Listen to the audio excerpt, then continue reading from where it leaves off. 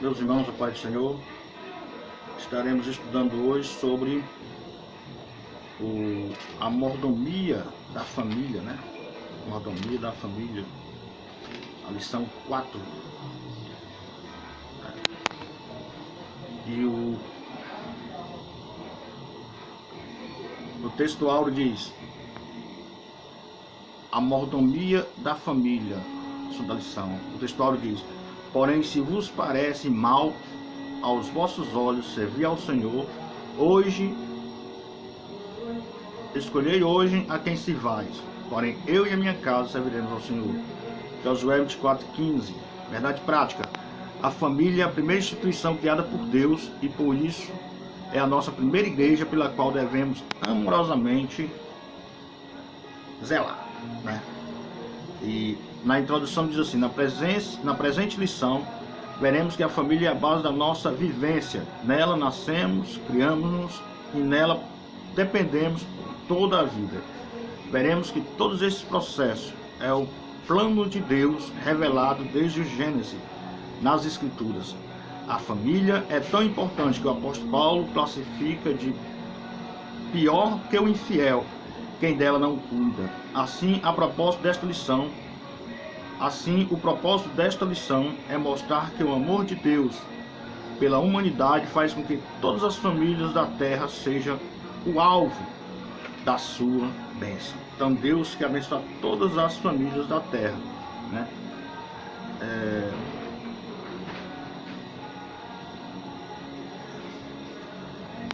Vamos falar um pouco, né? Só repetindo algumas coisas.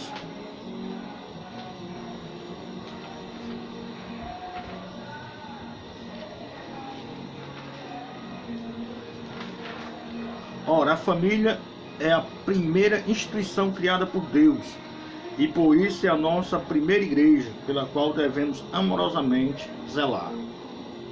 Então a família é a nossa primeira igreja, né? O primeiro grupo social a que uma pessoa pertence é a família, né? O grupo criado pelo próprio Deus, Gênesis 2:23 e 24, e que procura suprir as necessidades sentimentais, afetivas e emocionais básicas do ser humano. Então, na família você consegue isso, né? Você consegue exercitar, sendo que o homem passa a gerar o fruto do Espírito Santo quando nasce de novo. E a família é na família que a pessoa exercita o amor, né? Exercita o amor é na família. A função da família é principalmente impedir que haja o sentimento de solidão que caracterizava Adão antes da formação da mulher, né? Em Gênesis 2:20, quando Deus disse: não é bom que o homem viva só, né? É interessante que devem ser observadas regras para fazer parte para um relacionamento familiar sadio. Quais são as regras? Construção da família sob o amor e a divina orientação do Senhor. Necessidade do casamento sem julgo desigual e com independência, né? O que nós estamos vendo aqui é que, primeiramente, julgo desigual. Você não pode se juntar a uma pessoa que não conhece a Deus, né? A necessidade de casamento, viver junto não é casado. Casamento aqui no Brasil é quando duas pessoas vão para o cartório de casamento de registro civil e lá resolve se unir, né? Então isso é o casamento aceito aqui no Brasil. Ah, mas eu casei na igreja não se casa ninguém. Na igreja o que acontece é as bênçãos de casamento. O casamento mesmo é o do cartório, né? Do cartório. Outra coisa interessante também da regra é a heterossexualidade. Gênesis 2:24 diz que Deus criou macho e fêmea, né? O homem e a mulher, eles se unem e formam a família. Não é dois machos que formam a família, nem duas fêmeas. É um macho e uma fêmea, né?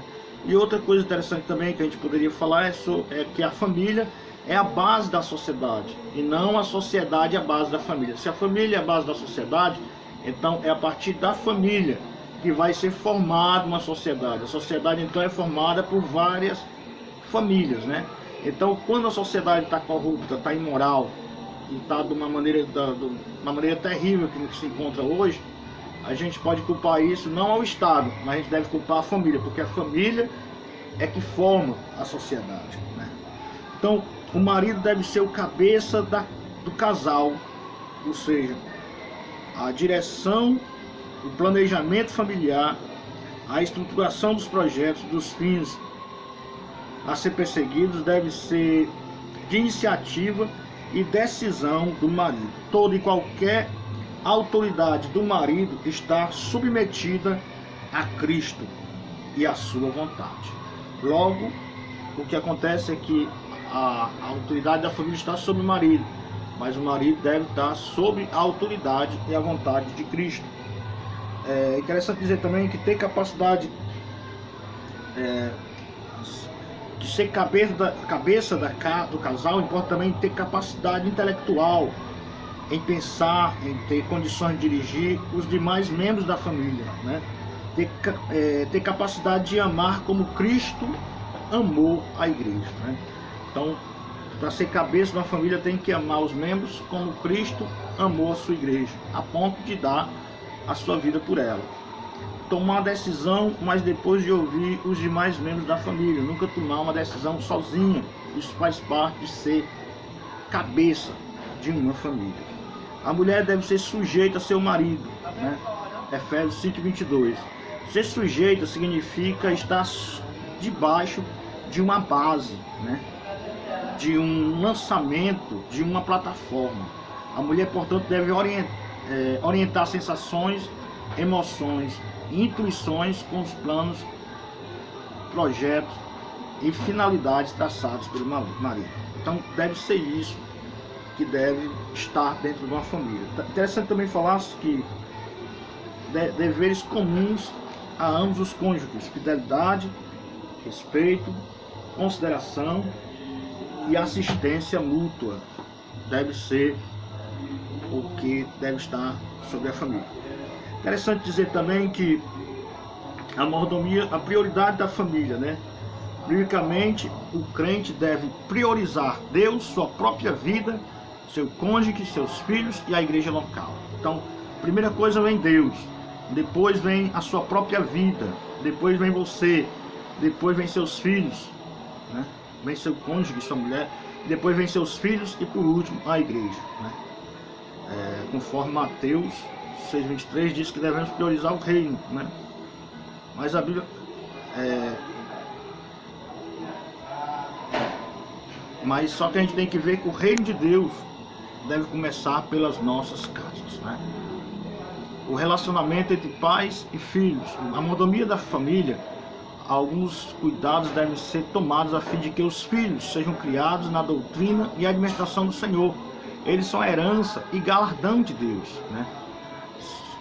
A gente pode ver isso em Salmo 123, versículo 3. Como sacerdotes do lar, os pais devem realizar culto doméstico. É muito importante priorizar esses momentos para instruir os filhos na palavra de Deus.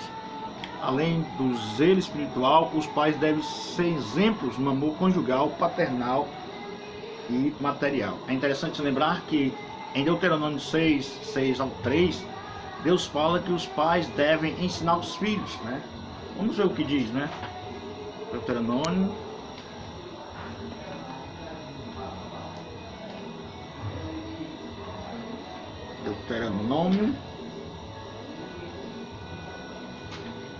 6:6 diz assim: e estas palavras que hoje te ordeno estarão no teu coração, e os ensinarás a teus filhos, e delas falarás sentado na casa e andando pelo caminho, ao deitar-te e ao levantar-te. Também as amarrarás como sinal na mão e como faixa na testa, e as escreverás nos batentes da tua casa e nas tuas portas, né?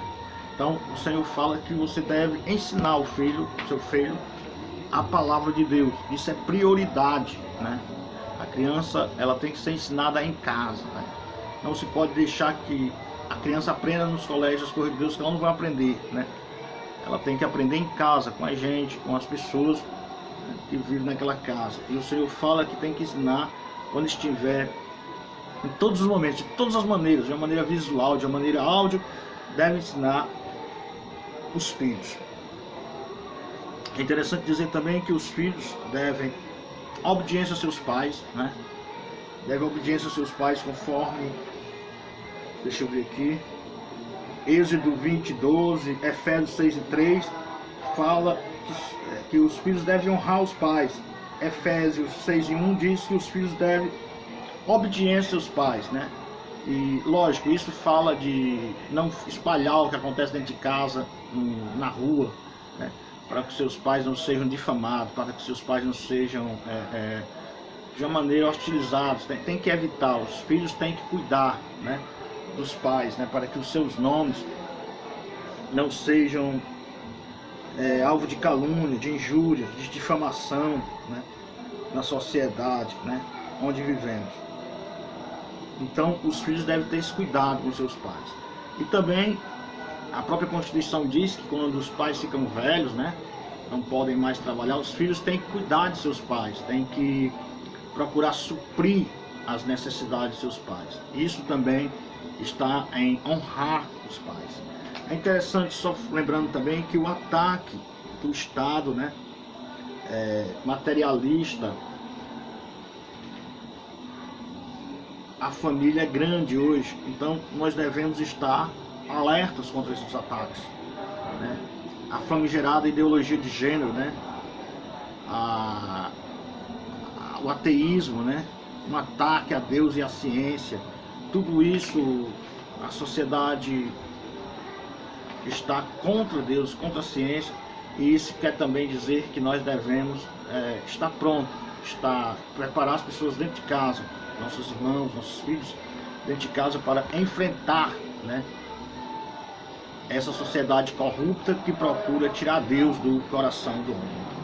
É interessante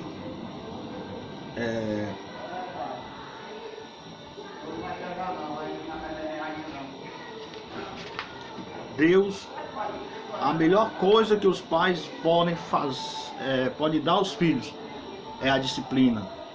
O melhor presente que um pai pode dar a um filho é amar a mãe dele. O melhor presente que uma mãe pode dar ao filho é honrar e amar o pai dele, né?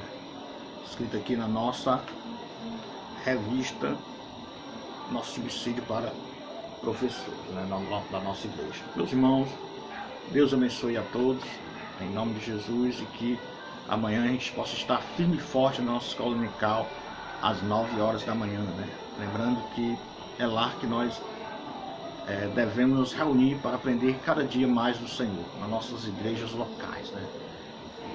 Deus abençoe a todos, a paz do Senhor, amém.